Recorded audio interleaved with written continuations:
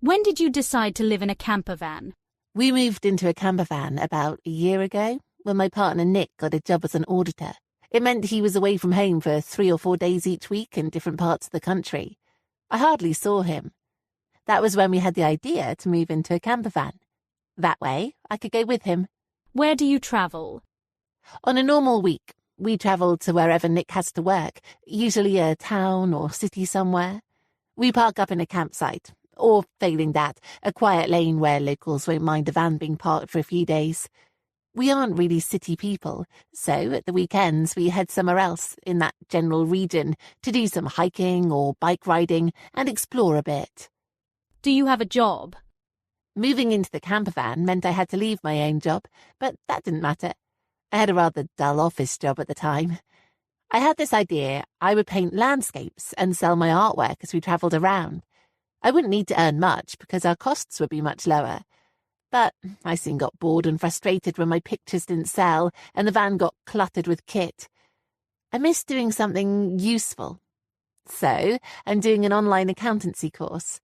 Once I'm qualified, I'll be able to work online from here in the van. I write a blog too. Initially, I thought I'd write all these exciting posts about how great it was to be free and maybe get some money from advertising. But that got harder too, because, frankly, moving from place to place where you don't know anyone is tough, especially when it's wet and cold and you're stuck in a van with the same person. Finally, I stopped pretending life was great and wrote the truth and used it as a way to get things off my chest. I doubt if anyone reads it, to be honest. I haven't told my friends about it. What is hard about living in a van?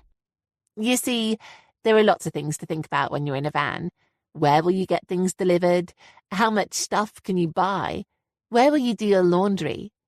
These things used to be real issues for us, and it still saddens me that I don't have my piano, sewing machine, or all that cooking equipment that I used to have in my flat. And I can't just buy any ornament that takes my eye.